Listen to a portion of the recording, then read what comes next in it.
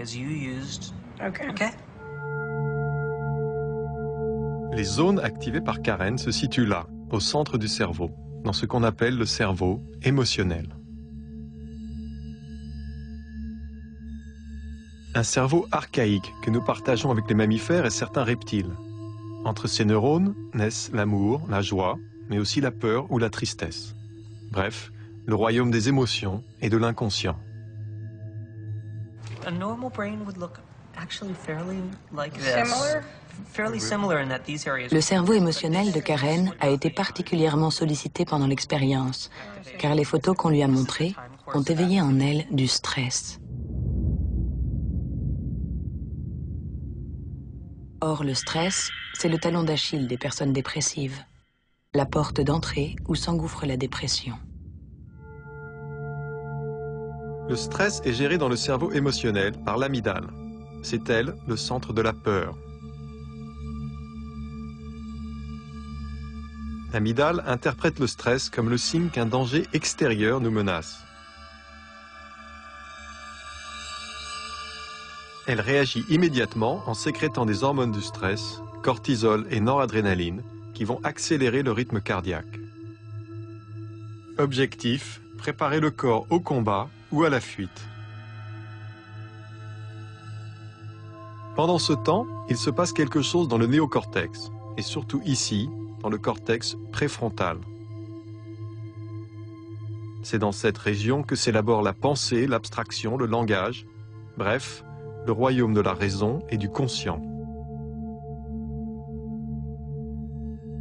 Mais réfléchir retarderait les réflexes de survie. Donc, en cas de stress, le cortex préfrontal est débranché par l'amygdale, il s'éteint.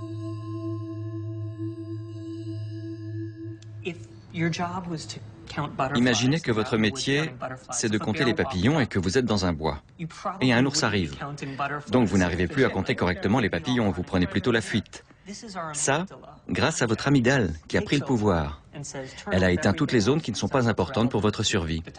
Et donc elle a éteint une grande partie de votre cortex préfrontal.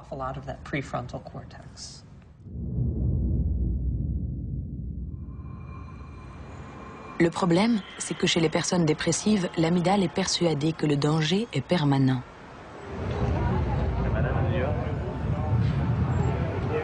La preuve, face à des photos n'évoquant aucune angoisse, Karen, au lieu de se calmer, a continué de stresser.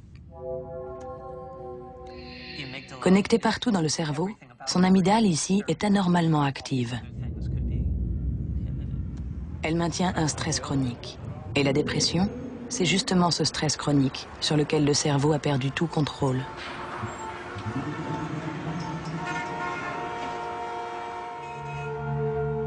Le cerveau a perdu le contrôle car après plusieurs semaines, l'hippocampe est attaqué par l'amygdale. Or, le rôle de l'hippocampe est justement d'éteindre l'amygdale une fois le danger passé et de permettre au cortex préfrontal de se rallumer. Mais pendant la dépression, les hormones du stress augmentent tellement qu'elles finissent par détruire les neurones de l'hippocampe.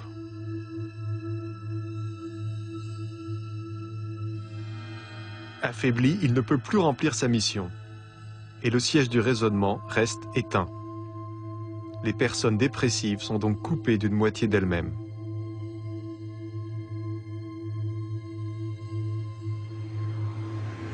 Elles sont emportées par le torrent de leurs émotions que rien ne peut plus canaliser.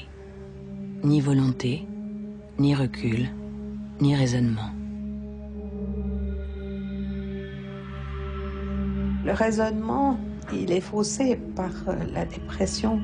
Et au lieu de voir le verre à moitié plein, je le voyais toujours à moitié vide. Alors que ma nature, c'est plutôt de le voir à moitié plein.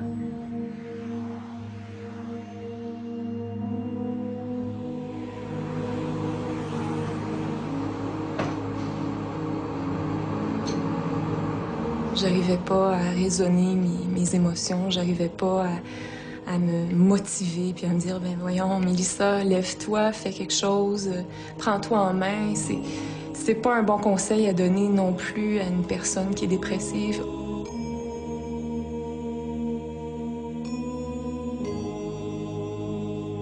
Étant donné que le jugement est altéré, c'est très difficile de se recentrer sur une voie vers le bien-être. Il n'y a rien à faire. On a besoin d'aide.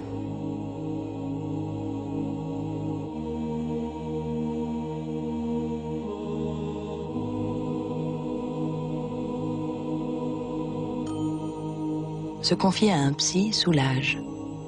Mais jusqu'à quel point? Les avis divergent.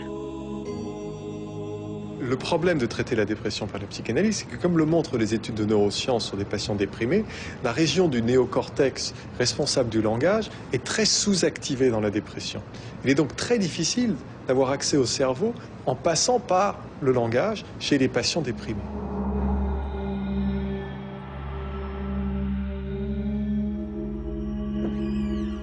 L'autre solution, ce sont les antidépresseurs. Ces médicaments, parmi les plus prescrits au monde, aident l'amygdale à se calmer et régulent le flot des émotions négatives. Alors, les antidépresseurs sont utiles et importants puisqu'ils sont capables de directement changer l'activité du cerveau émotionnel. Mais par contre, ils ne sont que des béquilles, dans la mesure où lorsqu'on arrête de prendre le traitement, ils ne jouent plus ce rôle, et d'où le fait que beaucoup de patients qui ont suivi ces traitements par antidépresseurs retombent dans la dépression.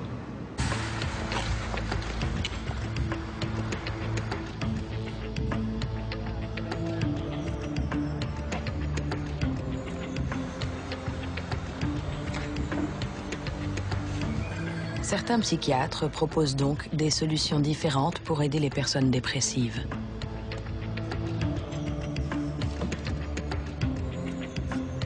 Il y a plein d'approches pour remplacer les antidépresseurs et la psychanalyse. Mais une des plus simples, c'est l'exercice physique. Une étude de l'université de Duke a montré que 30 minutes d'exercice physique 3 fois par semaine avait un effet exactement identique à celui d'un antidépresseur. Au bout de 4 mois, le même nombre de patients avaient récupéré. Simplement, quand on regardait, 1 an plus tard, ceux qui s'étaient soignés avec un antidépresseur et avaient arrêté, 1 an plus tard, 40% d'entre eux avaient rechuté. Alors que ceux qui s'étaient soignés avec le sport, seulement 8% avaient rechuté, c'est-à-dire 4 fois moins.